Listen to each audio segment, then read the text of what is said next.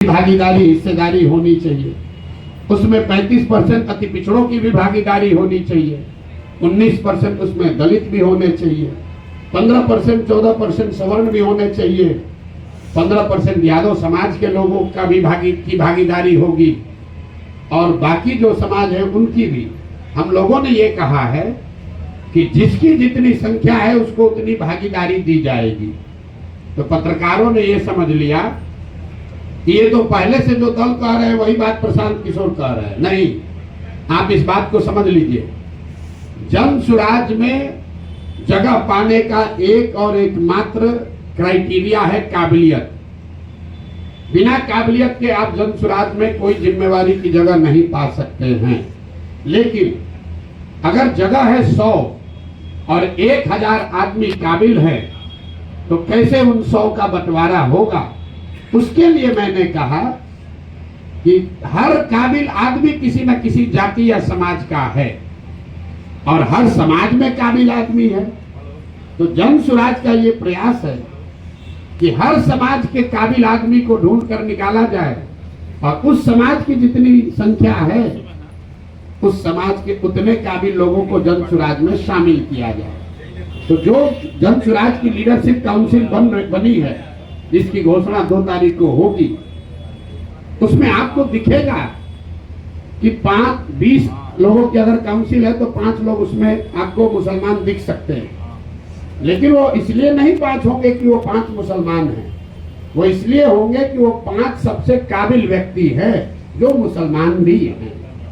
उसमें 5 दलित समाज के लोग भी होंगे, लेकिन वो इसलिए नहीं होंगे कि वो दलित समाज के हैं, वो इसलिए हैं कि वो बिहार के सबसे काबिल चरित्रवान लोग हैं जिनको समाज ने चुना है, जो दलित भी है। उसमें 15% लोग यादव समाज के भी होंगे। वो इसलिए नहीं होंगे कि वो यादव है, वो इसलिए होंगे कि वो यादव समाज को बिहार के सबसे काबिल यादव समाज के लोग हैं। और यही तो 2 बरस से हमारा आपको वादा है, बिहार की जनता को जो हमने वादा किया है कि ईमानदारी और शुद्धता में कमी नहीं आएगी। बाकी आप हमसे कुछ भी गलती हो सकती है, इस प्रयास के ईमानदारी और शुद्धता में कमी नहीं आएगी। और उसका पहला पैमाना, पहला कसौटी था कि मैं पैदल चल रहा हूं कि नहीं। आप में से कई लोगों ने कहा कि पैदल चलने से क्या होता है, प्रशांत किशोर तो बिजनेसमैन है, कितना दिन चलेगा। लेकिन मेरा बड़ा से बड़ा विरोधी भी ये नहीं कह सकता है कि 2 साल से मैंने ईमानदारी से अपना चलना पूरा किया है कि नहीं। गांव में ही रहे हैं, गांव में चले हैं। और इसी बिहार में जहां मुखिया बन जाने के बाद भी आदमी कहने लगता है कि हमको बहुत हमारे जान पर खतरा है, बिहार में जान का खतरा है, बिना बाहुबल के राजनीति नहीं कर सकते हैं। आप में से जिन लोगों ने भी जन सुराज की यात्रा देखी है, इतनी बड़ी व्यवस्था है, लेकिन इसमें एक सिपाही और हवलदार न पहले दिन था, न आज है, न आगे होगा। मैं गांव के सरेहों में ही सोया हूं और आज तक ये बिहार की जनता की काबिलियत है, उसका कैरेक्टर है कि मैं आपको कैमरे पर बता रहा हूं। चाहे जिस किसी समाज के गांव में मैं गया हूं, मुझे लोगों ने उतना ही सम्मान दिया है, प्यार दिया है। मुझे किसी कुत्ते ने भी नहीं काटा है आज तक। 2 बरस से हम लोग पैदल चल रहे हैं। तो जितने लोग कहते हैं कि राजनीति के लिए बाहुबल चाहिए, तो हम लोगों ने ये करके दिखाया है कि बिहार में आपको राजनीति करने के लिए बाहुबल नहीं चाहिए। दूसरी कसौटी इसकी ये होगी कि मैंने कहा था कि मैं इसका नेता नहीं बनूंगा। लोगों ने कहा अरे अभी तो कह न रहे हैं, देखिएगा यही बनेंगे। तो 2 तारीख को आपको दिखेगा कि प्रशांत किशोर जब तक पदयात्रा जो कर रहे थे वही वापस 2 के बाद भी करते नजर आएंगे। 2 तारीख को नया नेतृत्व बिहार से घोषित कर देंगे। तीसरा मैंने ये कहा था कि जिस आदमी को भी इसका नेतृत्व चुन कर देंगे वो आदमी प्रशांत किशोर से ज्यादा काबिल आदमी होगा। तो आप जिनको हम बना रहे हैं, आप देखिएगा जो आदमी प्रशांत किशोर से ज्यादा विद्वान और होशियार कैरेक्टर वाला होगा, ऐसा मेरा विश्वास है। उस कसौटी पर आप लोग कसिए 2 तारीख को। और फिर जब यहाँ का एजेंडा जारी करेंगे मार्च में, तो आप सारे विद्वान लोगों से मैं आग्रह करूंगा कि 2 महीना तक जिसको भी जिस विषय की जानकारी है आप पूरी तरीके से उस बात का अध्ययन करके सवाल कीजिए कि क्या 1 वर्ष में बिहार में पलायन रोकने का वादा पूरा किया जा सकता है कि नहीं। कोई बात बिना जांचे परखे नहीं करना, हमारे कहने पर नहीं, हमारी कथनी पर नहीं, हमारी करनी पर आपको भरोसा करना है। अगर उस करनी के द्वारा हम आपका विश्वास अर्जित कर पा रहे हैं तो बात को का समर्थन कीजिए। अगर हमारे कथनी और करनी में फर्क है तो मैं आपको सामने से कह रहा हूं कि सबसे ज्यादा मेरा बकिया उधेड़ी है। एक सवाल है सर, मात्र एक सवाल। ये प्रशांत जी एक और चीज, 1 मिनट।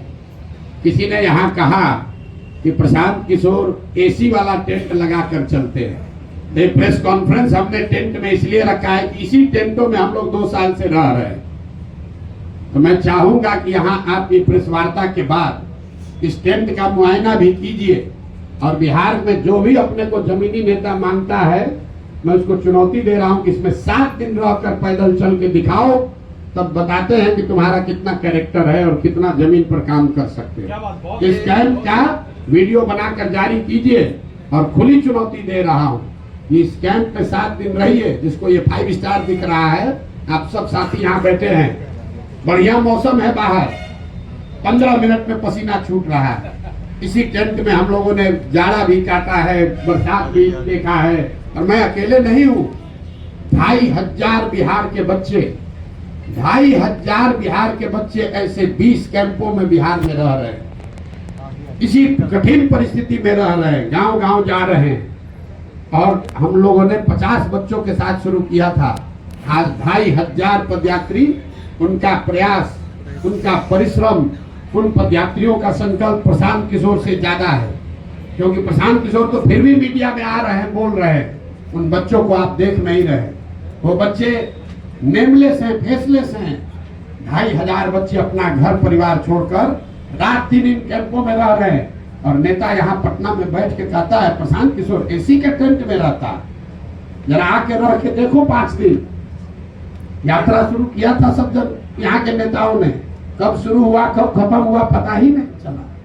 ये प्रशांत जी, ये प्रशांत जी राजनीतिक रणनीतिकार सलाहकार से आप बिहार की बात किए, उसके बाद जन स्वराज अभियान थोड़ा सा चलाया, तो आप बता रहे हैं कि नेतृत्व किसी और को सौंपेंगे। तो वैसी स्थिति में प्रशांत किशोर की जन स्वराज में आगे क्या भूमिका रहेगी, किस तौर पर वो जाने जाएंगे?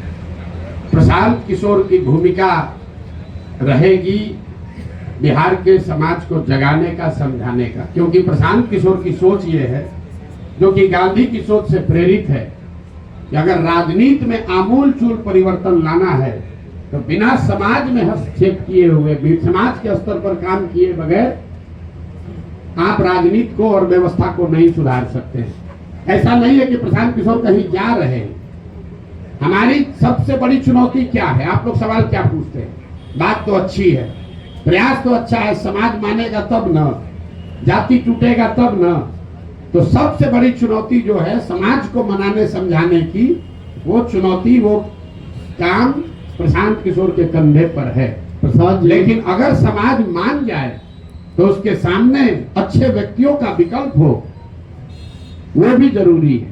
अच्छे व्यक्तियों का विकल्प हम आपको सामने दे रहे हैं, लेकिन समाज को जगाने का, समझाने का जो काम है, दुरूह काम है, वो काम प्रशांत किशोर का है और उसी भूमिका में हम आगे भी रहेंगे। देखिए, एक अंतिम बात इस पर कहते, गांधी जी, महात्मा गांधी देश में कांग्रेस में सिर्फ एक ही बार जीवन में अध्यक्ष बने।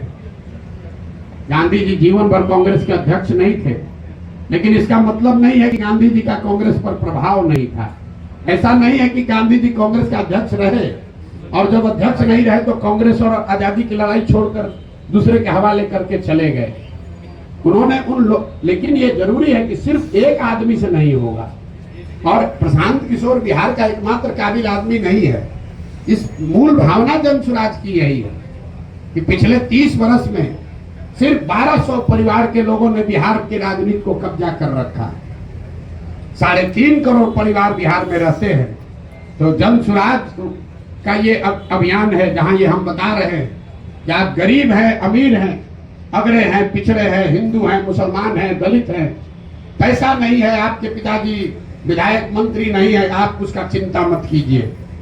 अगर आपके पास जज्बा है, बिहार को सुधारने की इच्छा है, सपना है, तो आइए इस व्यवस्था से जुड़िए। पैसे का चिंता, चुनाव लड़ने लड़ाने रणनीति का चिंता प्रशांत किशोर और जनसुराज पर छोड़िए। हमने ये कहा है, लोग कह रहा है कि कैसे किस आधार पर कह रहे हैं कि गरीब से गरीब आदमी को पैसा देकर लड़ाएंगे। मेरे भाई, गरीब को पैसा देकर लड़ाने की बात कह रहे हैं तो आपको गलत लग रहा है, और आप पैसा लेकर चुनाव लड़ाते हैं तो आप सही अपने को बता रहे हैं। तो हम बिहार की जनता पर छोड़ते हैं कि किसका विकल्प सही है। जो लोग पैसा लेकर टिकट देते हैं, चुनाव लड़ाते हैं, उनका विकल्प अच्छा है कि जनसुराज जो कि कह रहा है कि गरीब से गरीब आदमी भी ईमानदार है तो उसको लड़ाने का खर्चा समाज से जमा करके जनसुराज देगा, ताकि किसी नेता को वोट खरीदने के लिए ये पैसा न खर्च करना पड़े। किसी नेता के पास ये कहने का आधार न हो कि हमने चुनाव में 5 करोड़ रुपया खर्चा किया इसलिए हम चोरी करेंगे, इसलिए हमको ठेका चाहिए। इसलिए जनसुराज में घोषणा है कि आपको गाड़ी नहीं अपना लगाना है। हमारी गाड़ियां चल रही है जनसुराज की, लोग कह रहा है इतना पैसा कहां से आ रहा है। गाड़ियां इसलिए चल रही हैं कि आप समाज से पैसा वसूली मत करो, गाड़ी हम दे रहे हैं, तुम काम करो। अगर आप खेत में मजदूर हैं, अति पिछड़ा समाज के हैं, दलित हैं, सवर्ण समाज के हैं, गरीब हैं, आपके पास क्षमता है, आप राजनीति नहीं कर पाते हैं क्योंकि आपके पास पैसा नहीं है। आपको घर में मजदूरी करनी है, अपने बच्चों का पेट पालना है, आप में क्षमता ज्यादा है लेकिन आप राजनीति नहीं कर सकते।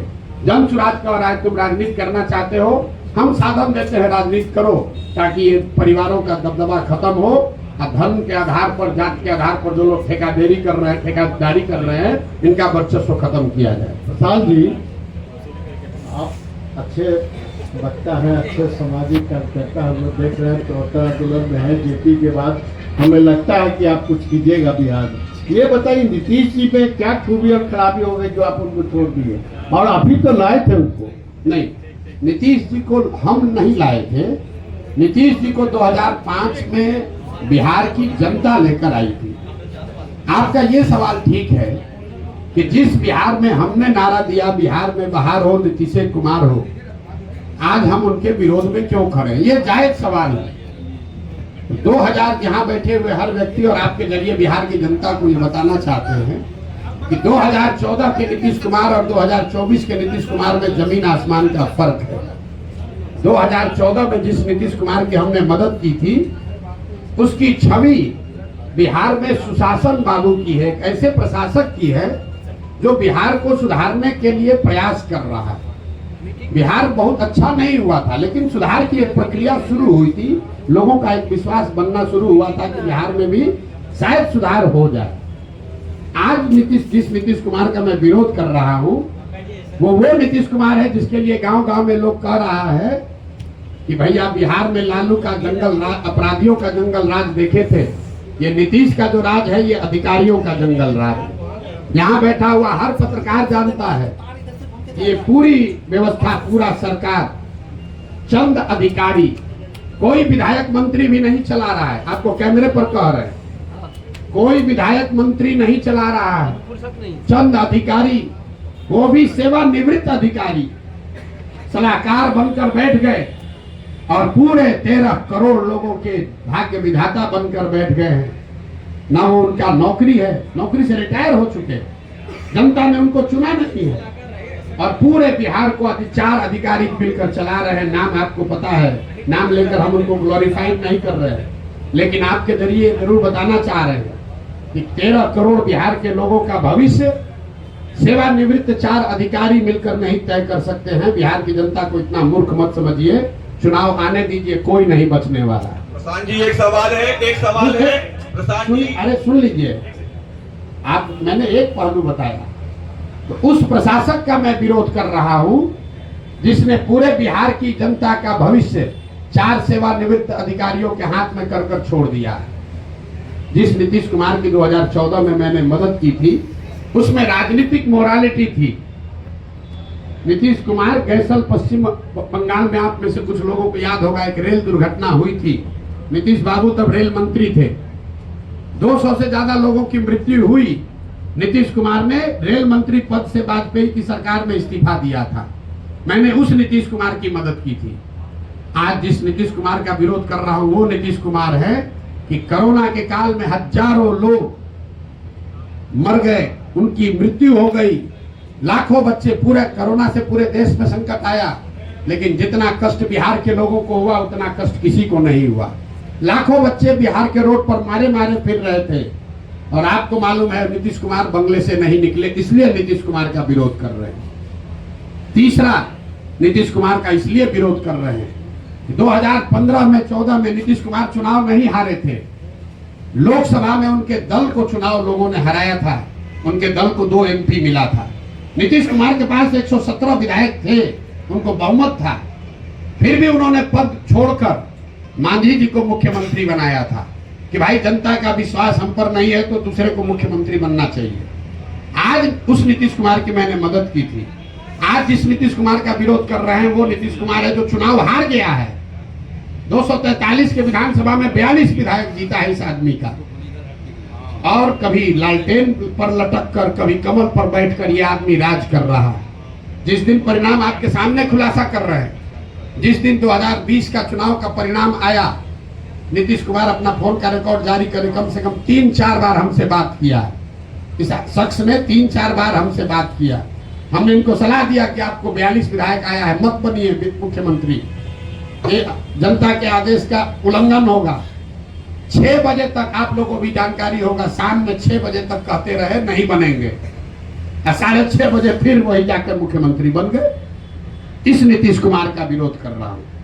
तो अच्छे प्रशासक का समर्थन किया था, नैतिकता वाले राजनेता का समर्थन किया था, बिहार को सुधारने वाले व्यक्ति का समर्थन किया था। जिसका विरोध कर रहा हूं वो उसका विरोध है जो कि जिसकी एक ही प्राथमिकता बची है, किसी भी तरीके से फेविकॉल लगाकर कुर्सी पर बैठे रहो, बिहार का जनता का जो होता है होने दो।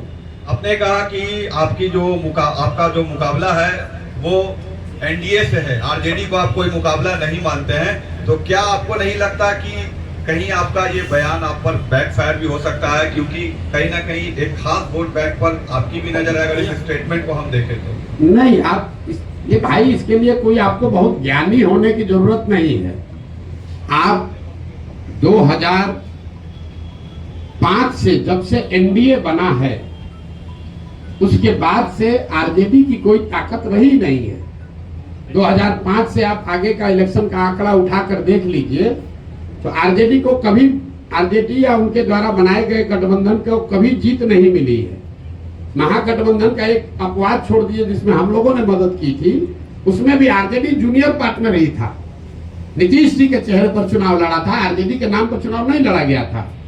और अभी का लोकसभा का चुनाव देख लीजिए, इस लोकसभा चुनाव में 176 विधानसभा में भाजपा और एनडीए को बढ़त है। तो हमारा अगर मुकाबला है तो जो 176 में आगे है उससे मुकाबला होगा कि जो 50 सीट में आगे है उससे मुकाबला होगा। तो ये तो हमारे आकलन का विषय नहीं है, ये तो फैक्ट है। किसने कह दिया आपको? भाई ऐसा है, अब अपने हिसाब से कहिएगा। क्या लोकसभा में कितना सीट है आरजेडी को? 2014 में आरजेडी को 5 से कम सीट था, 2014 में 0 सीट था, 2019 में 4 गो सीट मिला है। और आप लोग बता रहे हैं बाप रे कितना बड़ा दल है आरजेडी। आरजेडी, एक बात ध्यान रखिए आप लोग, आरजेडी अपने दम पर, लालू जी बहुत बड़े नेता हैं, लेकिन लालू जी अपने दम पर बिहार जीवन में सिर्फ एक ही बार जीते हैं, एक ही बार जीते हैं। दोबारा बिहार की जनता ने लालू जी को बहुमत नहीं दिया है। तो एक बड़ा दल का ढोंगा बिहार के दूसरे कोने में जाकर बताइएगा, हमको मत समझाइए। कितना उनको दम है वो हमको मालूम है। और वो दम का आधार क्या है? दम का आधार यह है 18% मुसलमान, जिसको आप 20 बरस से डरा रहे हैं कि अगर हमको वोट नहीं दोगे तो भाजपा आ जाएगी। आपने मुसलमानों के लिए किया कुछ नहीं, उसको भागीदारी नहीं दी, उसको हिस्सेदारी नहीं दी, उनके बच्चों के पढ़ाई की चिंता नहीं की, उनको लालटेन में किरासन तेल बनाकर जला रहे हो, रोशनी अपने घर में कर रहे हो। उसको अगर हटा दीजिएगा तो कितने लोग बिहार के हैं जो आरजेडी के समर्थन में, आप बता दीजिए, आपको ज्यादा जानकारी है। प्रशांत जी, प्रशांत जी, एक सेकंड 25 साल से प्रशांत जी, बिहार में मतलब जो वोटर जहाँ है वही चिपका हुआ है। जी 25 साल से जो वोटर जहाँ है वही चिपका हुआ है, या तो वो लालू जी को वोट दे रहा है या फिर नीतीश जी एंड कंपनी को या भाजपा को वोट दे रहा है। क्योंकि जातीय कीचड़ में फंसा हुआ इस बिहार को आपको लगता है कि इस जाति के अब देखिए, आप ही के बयान को दोहरा देते हैं। आपने कहा कि 25 वर्ष से बिहार का वोटर एक ही जगह चिपका हुआ है। अब आंकड़ों से बिल्कुल ये उलट बात आप कह रहे हैं। 2014 से पहले भाजपा यहाँ पर कोई उसका वजूद नहीं था। 14 में भाजपा नीतीश कुमार से अलग हटकर अपना गठबंधन बनाकर 30 से ज्यादा एमपी जीत गया, तो कैसे वोटर चिपका हुआ? 84 में इसी बिहार की जनता ने कांग्रेस को पूर्ण बहुमत दिया, 89 में जनता दल को जिताया, 95 में लालू यादव को जिताया, 2000 के बाद लालू जी और किसी को गठबंधन नहीं दिया, 2014 में मोदी को जिताया, 2019 में 40 में 39 सांसद एनडीए को जिता दिया, इस बार फिर 30 दिया है। और आप कह रहे हैं कि भाजपा वोटर कीचड़ में फंसा हुआ है। अगर कीचड़ में फंसा होता तो लालू जी कांग्रेस 84 के बाद से यहाँ 0 पर कैसे आ जाती? लालू जी 54 में 53 एमपी जीतने वाले 0 पर कैसे आ गए? नीतीश कुमार 25 एमपी के को 2 एमपी पर कैसे जनता ने उतार दिया? आप एक मिनट, अरे आइए, आपकी बात पर आ रहे हैं। पहले तो ये अपना जानकारी ठीक कर लीजिए कि बिहार में स्टैटिक है, ये बात ऊपर से चीजें स्थिर दिखती हैं। समंदर को दूर से देखिएगा तो बड़ा स्थिर दिखेगा, नजदीक जाकर गहराई से देखिएगा तो आपको करंट फील होगा। बिहार वो भूमि है जहां 10 बरस में पूरी राजनीतिक व्यवस्था पीछे बदलती रही है।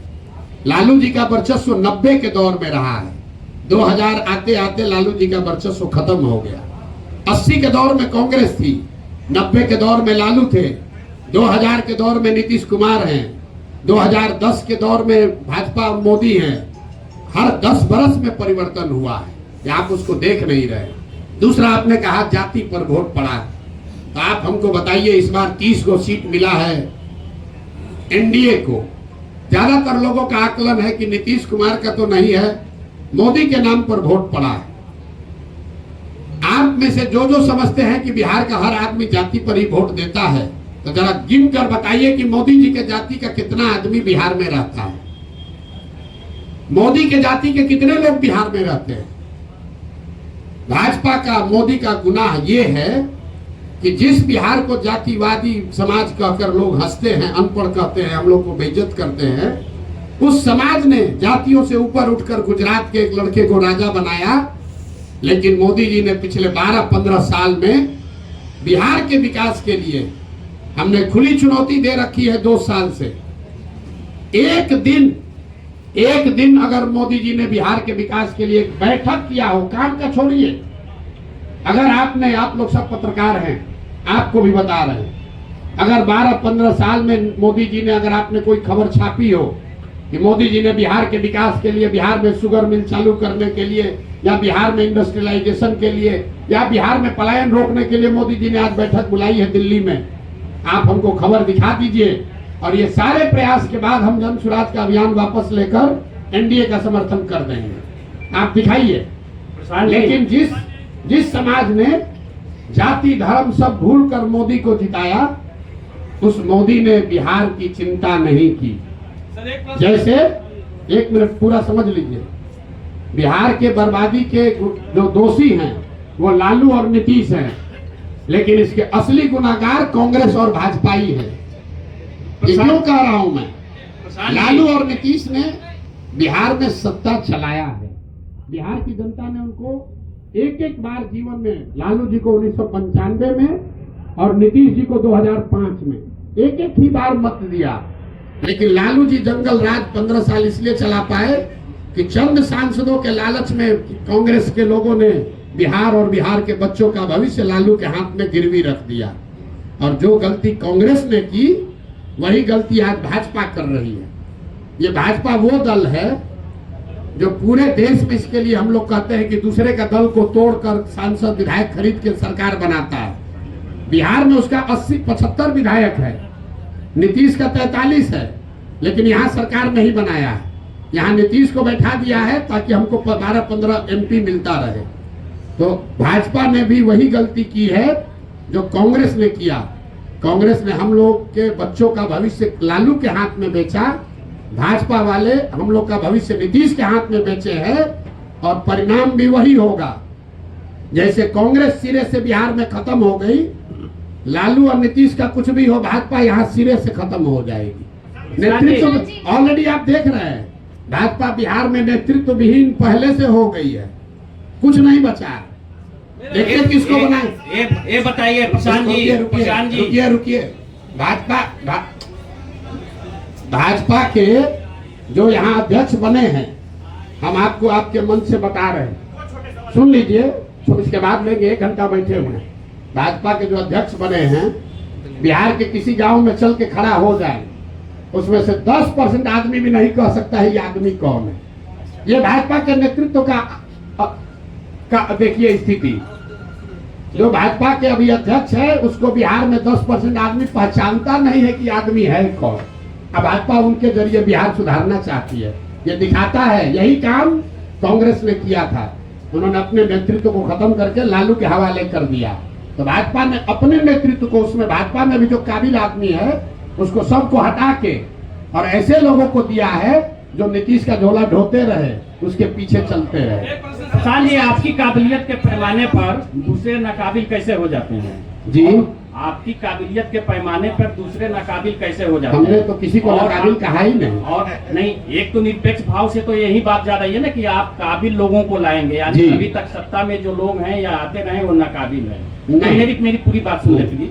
और अगर आपके काबिलियत का पैमाना क्या है, निर्धारण आपने किस हिसाब से किया? ये अच्छा सवाल है। और उसके साथ दूसरी बात ये कि अगर सत्ता में आने के बाद काबिल लोग नाकाबिल हो जाते हैं तो आपके जनसुराज की क्या गारंटी है? और अगर गारंटी नहीं है तो बिहार की जनता एक छल के लिए और क्यों ठीक मजबूर हो? 3 सवाल आपके जवाब दे रहा है। पहला, इन्होंने कहा कि आप कह रहे हैं कि काबिल आदमी को लाएंगे मतलब दूसरा नाकाबिल है। ये बात नहीं है। लकीर बड़ी करने के लिए उस दूसरे को काटना जरूरी नहीं, उससे लंबी लकीर खींची जा सकती है। तो जिसको जन स्वराज का नेतृत्व दे रहे हैं, इसका पहला पैमाना ये है कि उस आदमी को आप जो जन स्वराज का अध्यक्ष बनेगा, यहाँ पर 3 बड़े पार्टियों के 4 बड़े पार्टियों के अध्यक्ष पहले से हैं।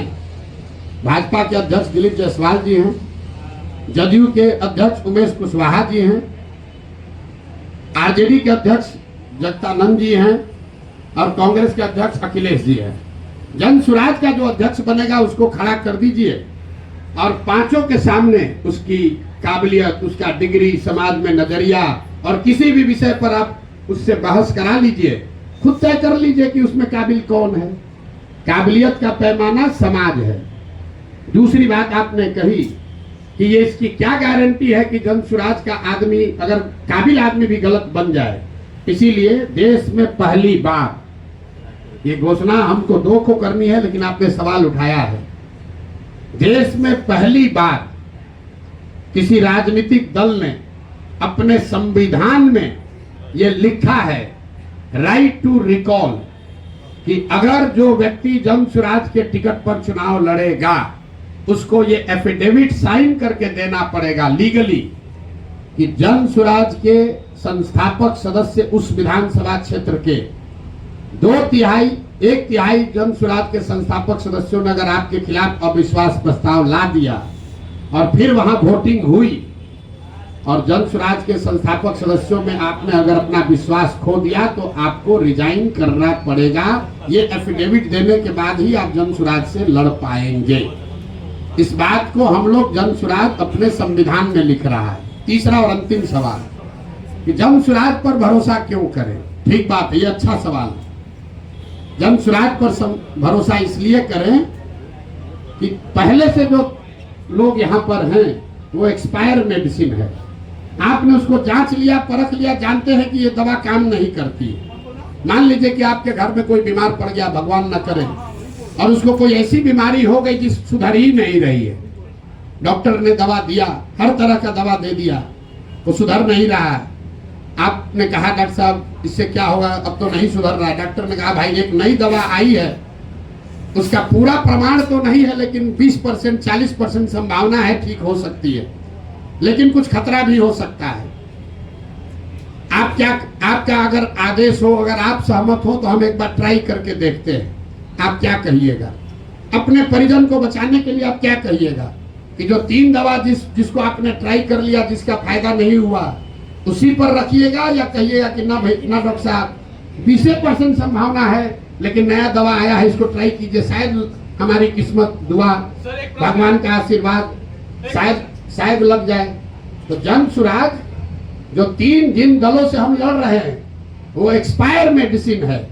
जनता ने उसको 30 बरस देख लिया, परख लिया, जान लिया, ये नहीं सुधार सकता है। जन सुराज नया प्रयास है, इससे सुधार हो भी सकता है, शायद नहीं भी हो सकता है, लेकिन शायद हो भी सकता है। तो ऊपर वाले की दुआ रही तो निश्चित तौर पर बिहार की जनता वो रिस्क लेगी। और एक अंतिम बात, हमारा अपना मानना है कि सबके जीवन में कभी न कभी सवेरा आना है। बिहार के 13 करोड़ जनता के भविष्य में भी कभी न कभी तो सुधार भगवान ने, ऊपर वाले ने लिखा होगा। हम लोग तो निमित्त मात्र है। हम तो पहले भी ये हमको समझ थी, हमने पहले प्रयास क्यों नहीं किया? प्रयास हम तब शुरू किए हैं जब ऊपर वाले की मर्जी हुई है। हम 1% है, ऊपर वाला 99% है। मेरा ये विश्वास है कि 13 करोड़ बिहार के लोगों का जीवन भी कभी सुधरना भगवान ने तय किया होगा, और शायद जन सुराज वो निमित्त है, वो रास्ता है जिसके जरिए वो सुधार हो पाएगा।